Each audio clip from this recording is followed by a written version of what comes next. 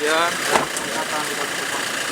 Menteri Koordinator Pembangunan Manusia dan Kebudayaan Republik Indonesia, Muhajir Effendi, ditemani Wali Kota Kupang, Jeffrey Riukore, mengunjungi lokasi pembangunan 173 rumah bantuan bagi korban seroja di Kelurahan Manulai 2, Kota Kupang. Tiba di lokasi, Menko PMK langsung berdialog bersama Wali Kota Kupang dan tim BPPW Kementerian PUPR. Karena dia orang yang terdampak itu harus kita ganti ini dengan ada sertifikat. Nah, mereka waktu di bentaran sungai itu rupanya masuk-masuk aja, nggak ada sertifikatnya. Nah, kita udah bangun sini sebelum untuk mereka dapatkan ini kan mereka punya sertifikat rumah mereka yang lama. Nah, itu banyak yang nggak ada. Itu, makanya kita harus diskusikan. Kita bilang kita ikutin aturannya dulu semuanya. Setelah aturan itu kita penuhi, masih ada rumah yang tersisa, kita lapor ke Pak Menteri. Mau diapain ini? Karena kalau ikut juknis, mungkin mereka terisi semua. Berapa jumlahnya yang tidak punya sertifikat? Yang punya sertifikat 60. 60 saja. Yang punya? Iya. Bagian besar berarti nggak punya? Nggak punya, kan masuk ke bentaran sungai itu yang kena. Itu harus dibanjir. Usai berdialog, Menko PMK dan Wali Kota melakukan pengecekan di setiap rumah bantuan. Wali Kota Jeffrey mengatakan, bantuan senilai 9.152 juta rupiah yang telah siap huni tersebut akan diberikan bagi 76 kepala keluarga yang telah terverifikasi. Sementara sisanya masih terus didata oleh tim teknis Dinas PRKP Kota Kupang agar segera memenuhi syarat menempati lokasi perumahan tersebut. Ini adalah disiapkan untuk mereka yang rumahnya kemarin terdampak dan memang harus dipindah.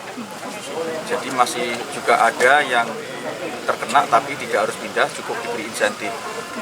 Stimulan untuk membangun kembali, baik itu ringan, sedang maupun berat. Nah, ini yang memang harus dipindah dan sudah bagus ini. Yang laporan dari DPR, dari ada Pak Budi, ada Pak Wali, dan saya minta kalau sudah tidak ada masalah segera diserah terimakan ke Pemkot agar segera diatur sebelum nanti mereka khawatir kemudian secara sepihak masuk, kalau sudah jadi tahu tuh langsung ditempati sendiri-sendiri nanti akan merepotkan. Ya. Dan ini bukan ini kemungkinan karena sudah ada yang terjadi, belum diserahkan sudah dihuni dan bahkan sudah ada yang dirubah bangunannya. Karena itu nanti segera lah nanti dari Kementerian PUPR dengan Pemkot Kupang untuk segera menyerahkan lokasinya sudah jadi. Ya. Untuk totalnya target sendiri Pak, target untuk dihuni siap huni kira-kira kapan? Setelah dicerahkan kita langsung awal April lah. Siapkan untuk mengisi. Kira-kira dan permintaan mereka kita udah kumpulkan mereka. Kesulitan mengenai sekolah dan sebagainya kita udah tunjukkan bagi sekolah. Oke sih. Kalau dari totalnya berapa? 173. terakhir nih Pak, dari Pak Menko sendiri untuk masukannya di peninjauan ini apa Pak? Yang kurang seperti apa? Yang belum cair bantuan untuk dana tunggu hunian. Dana tunggu hunian untuk tahap 2 belum. Tapi tadi sudah dapat masukan dari Pak Wali, akan saya upayakan lah nanti saya minta saya bicarakan dengan pihak-pihak terkait untuk bisa segera cair. Sementara untuk dana stimulan perbaikan rumah yang tidak relokasi sudah turun semua. Tinggal dievaluasi lagi, dipastikan berhak atau tidak, dicek ulang, langsung dikeluarkan.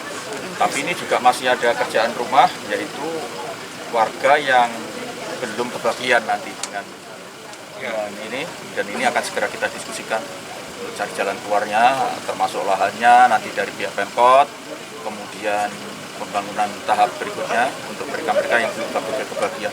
Karena yang sudah kebagian ini baru berapa persen Pak Wali? Baru 173 yang dari 400. Jadi masih cukup besar yang belum kebagian. Tapi saya minta sabar, pemerintah pasti akan memperhatikan. Kawasan rumah tipe 36 tersebut terbagi dalam 4 bidang dan tiap rumah dibangun pada lahan seluas 9 x 12 meter persegi dengan konstruksi anti gempa. Gary Rudolf, AFB TV melaporkan.